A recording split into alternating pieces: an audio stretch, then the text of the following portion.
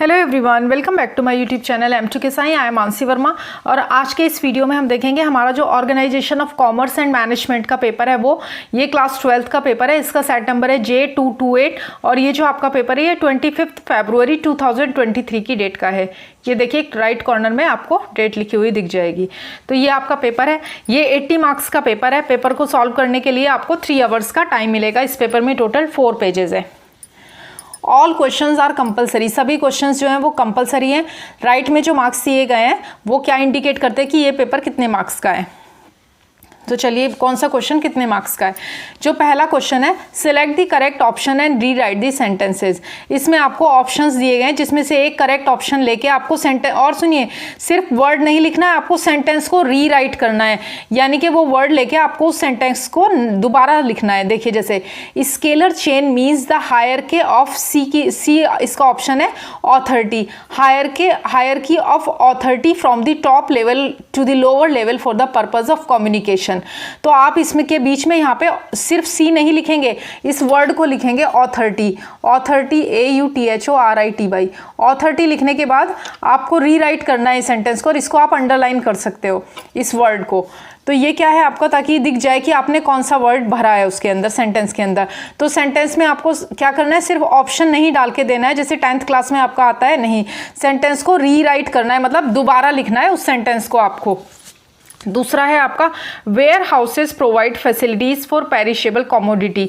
इसका cold storage है, तो आपको क्या करना है, कोल्ड स्टोरेज को इस गैप में भरना है। पहले कोल्ड स्टोरेज लिखोगे क्योंकि कोल्ड स्टोरेज सही ऑप्शन है, और उसके बाद पूरा sentence warehouses provide facilities for perishable commodity. तो आपको पूरा का पूरा सेंटेंस जो है रीराइट करना है अपनी कॉपी में। कैसे लिखोगे आप, क्वेश्चन 1A का 2, क्वेश्चन 1A का 2, क्योंकि क्वेश्चन 1A का 2 है ये, ऐसे करके आपको आगे पूरा सेंटेंस लिखना है।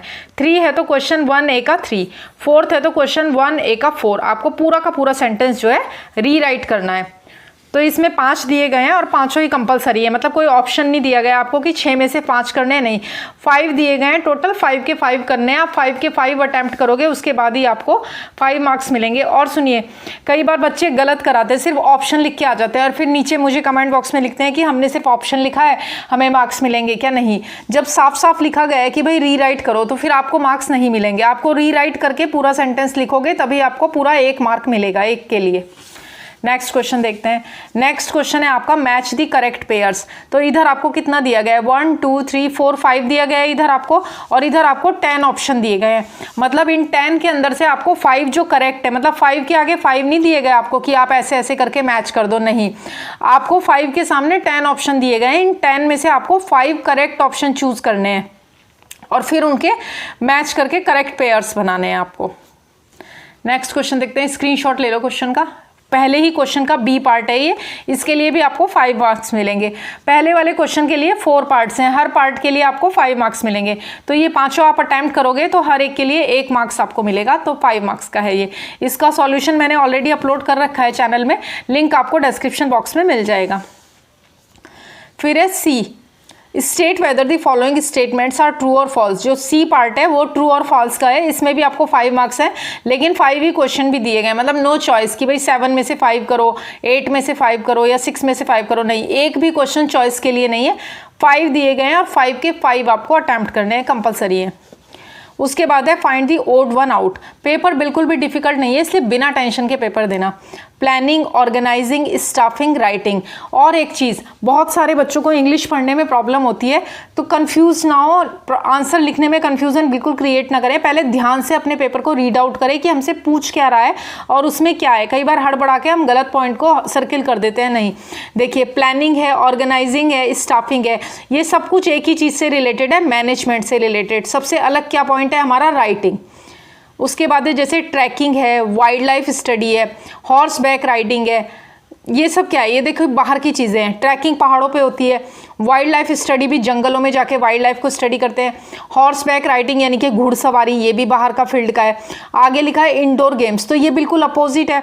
ट्रैकिंग बाहर होती है, वाइल्ड लाइफ स्टडी बाहर होती है, हॉर्स बैक राइडिंग बाहर, और इंडोर मतलब घर के अंदर खेले जाने वाले गेम्स।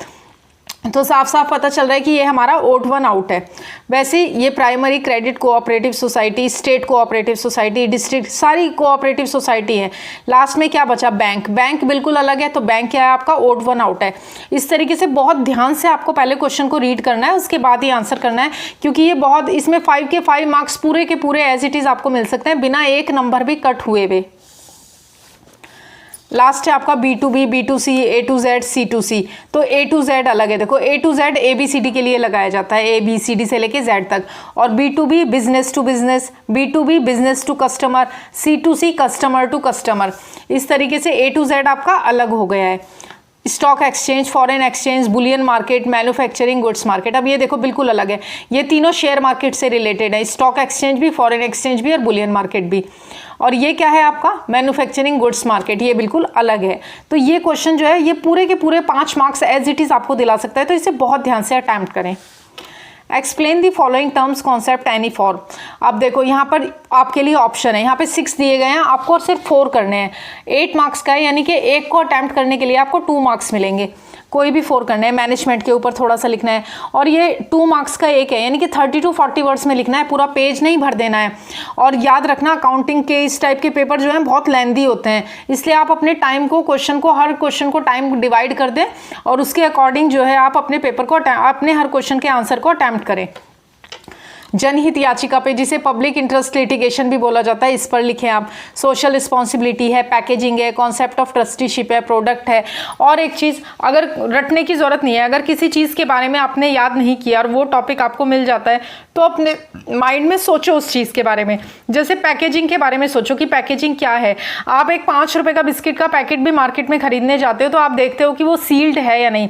अगर उसकी सील प्रॉपर नहीं होती, वो खुला हुआ होता है, या बिस्किट खराब होता है, या एक्सपायरी डेट का होता है, तो आप लेते हो क्या? नहीं लेते। मतलब एक 5 रुपए की चीज़ है कि 1 रुपए की टॉफ़ी भी हम देखते हैं कि एक्सपायर्ड तो नहीं है, प्रॉपरली पैक्ड तो है। तो उस तरीके से आप मन से बना बना के पैकेजिंग पे लिख देना, प्रोडक्ट के बारे में लिख देना, मतलब छोड़ के नहीं आना है। मिंटू से कि कोई भी क्वेश्चन आपको छोड़ना नहीं है, जो भी जैसा भी आए आप अटेम्प्ट करो, क्योंकि कोशिश करने वालों की कभी हार नहीं होती, हमेशा मार्क्स मिलते हैं। लेकिन अटेम्प्ट ही नहीं किया तो फिर मार्क्स कहाँ से मिलेंगे? फिर आपको एक केस और एक सिचुएशन दी गई है, and express your opinion any 2। यहाँ पर आपको 3 दिए गए हैं। देखिए पहला वाला ये है, आप इसका स्क्रीनशॉट ले लो, ये रिपीटेड क्वेश्चन है। लास्ट ईयर 2020-22 में भी आया था ये, और अभी 23 में भी आया है। ये देखो क्वेश्चन 3 है, फिर ये इसका पार्ट 1 है, ये पार्ट 2 है इसका, ये देखो। उसके बाद इसी में पार्ट 3 है। कोई भी 2 करने हैं आपको, मतलब ऑप्शन दिया है एक क्वेश्चन का कि ये वाला कर दो, ये सेकंड वाला कर दो, या फिर ऊपर थर्ड वाला कर दो। जो भी अटैम्प्ट करोगे उसके लिए आपको 6 मार्क्स मिलेंगे। 6 मार्क्स क्यों मिलेंगे? देखो हर किसी में 3 दिए गए हैं। देखो यहाँ mister Ram, mister Shyam, mister Shubham, यानी कि किसी एक के बारे में लिखोगे तो 2 मार्क्स मिलेंगे। मैंने पहले भी क्या बताया कि स्टेप वाइज मार्किंग होगी। जैसे इसमें भी 1 2 3 3 ऑप्शन है, तो 2 इसके लिए, 2 इसके लिए, 2 इसके लिए, ऐसे करके 6 मार्क्स हो गए। तो अगर 2 भी अटैम्प्ट करोगे ना तो 4 मार्क्स तो मिलेंगे ना। मतलब तीसरा वाला समझ नहीं आ रहा तो 2 भी अटैम्प्ट करे तो 2 के 4 मार्क्स तो मिलेंगे ही ना आपको। तो इसलिए जो आए वो जरूर करना है। वैसे ये क्वेश्चन 3 है आपका, उसी का है, ये पार्ट 3 है, मतलब जो आया आपको वो इसमें भी 3 है। देखो फर्स्ट, सेकंड, थर्ड, और बहुत इजी। ये जो क्वेश्चन है ना, ये इतना इजी है, इतना इजी है कि आप पढ़ते ही इसे सॉल्व कर लोगे। जैसे एक छोटा सा क्वेश्चन है, मैं एक आपको दिखाती हूँ। Mister Amit is a businessman. Mister Amit क्या है? वो एक बिजनेसमैन है। He has his own factories in Pune and Nashik. उसकी अपनी खुद की फैक्ट्री है। कहाँ कहाँ पे? पूना में और नासिक में। ही लिव्स इन पुणे, वो पूना में रहता है, with his wife and 2 daughters, अपनी वाइफ और अपनी 2 बेटियों के साथ। एक बेटी की एज 5 साल है और एक बेटी की एज जो है वो 8 साल है। अब ये कह रहे हैं कि can mister Amit take a life insurance policy for his wife and 2 children. क्या फिर अमित जो है एक पॉलिसी ले सकता है, LIC की लाइफ इंश्योरेंस पॉलिसी, अपनी पत्नी और 2 बच्चों के लिए? तो उसको कैसी? उसको होल इंश्योरेंस लेनी होगी, और दूसरा बच्चों के लिए उसे अलग से चाइल्ड मनी बैक पॉलिसी ले सकता है वो। उसके बाद है आपका can mister Amit take a marine insurance policy for his factories. नहीं, मरीन कैसे? मरीन तो पानी वाली चीज़ों के लिए ली जाती है ना, मरीन लाइफ मतलब फिशेज वगैरह से रिलेटेड जो होता है उसके लिए मिलती है। फैक्ट्री के लिए तो उसे मरीन इंश्योरेंस मिलेगी नहीं। वैसे ही आपका which type of insurance should mister Amit take for protecting his factories from loss due to fire. तो फायर से बचाने के लिए तो उसे फायर इंश्योरेंस लेना होगा ना। इस तरीके से आप दिमाग लगाओगे ना तो आपको समझ में आएगा अरे कितना ईजी है। अब सिर्फ फायर इंश्योरेंस लिखने के आपको 2 मार्क्स मिल रहे हैं। यहाँ पे होल लाइफ मतलब होल मनी बैक पॉलिसी लेने के लिए, मतलब चिल्ड्रन के लिए वो चाइल्ड पॉलिसी ले सकता है, होल मनी बैक पॉलिसी ले सकता है। सिर्फ इतने से शब्द लिखने के लिए आपको 2 मार्क्स मिल रहे हैं। तो इसलिए आप बहुत ध्यान से सोच समझ के पेपर को अटेम्प्ट करें। क्वेश्चन 4 जो है आपका वो 12 मार्क्स का है। इसमें आपको 3 करने हैं, यानी कि 4, यानी कि एक ऑप्शन में दिया गया है। यहाँ पे आपको 3 अटेम्प्ट करने हैं। हर एक को अटेम्प्ट करने के लिए आपको 4 मार्क्स मिलेंगे। Answer in brief any 2। Question number 5 में भी आपको ऑप्शन दिए गया है। एक ऑप्शन यानी कि 4 में से 3 में से कोई भी 2 अटेम्प्ट करने हैं। एक के लिए आपको 4 मार्क्स मिलेंगे। फिर है क्वेश्चन 6, इसमें आपको 4 दिए गए हैं और कोई भी 2 करने हैं, यानी कि यहाँ पे आपको 2 ऑप्शन दिए गए हैं। मतलब 4 में से कोई भी आप 2 अटेम्प्ट कर सकते हो। 8 मार्क्स का है ये भी, एक के लिए आपको 4 मार्क्स मिलेंगे। फिर है आपका question number 7, attempt the following any 2। यहाँ पे आपको 3 दिए गए हैं, एक ऑप्शन में दिया गया है, कोई भी 2 अटेम्प्ट करने हैं आपको। फिर लास्ट क्वेश्चन है आपका क्वेश्चन नंबर 8, ये भी आपका 8 मार्क्स का है। इसमें से एनी वन, यानी कि 2 दिए गए हैं और कोई एक करना है। अब ये 8 मार्क्स का एक ही क्वेश्चन है, इट मीन्स इसका आपको लॉन्ग आंसर करना है इसका। अब 8 मार्क्स का है तो एटलीस्ट कम से कम आप 200 वर्ड्स में या फिर 150 वर्ड्स में तो एटलीस्ट इसका आंसर लिखें। लेकिन 10-20 पन्नों में भी ना लिख दें, कई बार भरते ही जाते हैं। टाइम का भी ध्यान रखें कि कितने पेजेस हमें लिखने हैं। तो ये आपका जो था paper organisation of commerce and management का, जो मैंने बहुत अच्छे से एक्सप्लेन करके आपको समझा दिया है। और भी सारे पेपर्स आपको मेरे चैनल पर मिल जाएंगे। वीडियो अच्छा लगा हो तो वीडियो को लाइक करें, अपने फ्रेंड्स के साथ और स्टडी ग्रुप में शेयर करें, और ऐसे और यूजफुल वीडियोज़ के लिए मेरे चैनल M2K Science को सब्सक्राइब करें। Thank you for watching.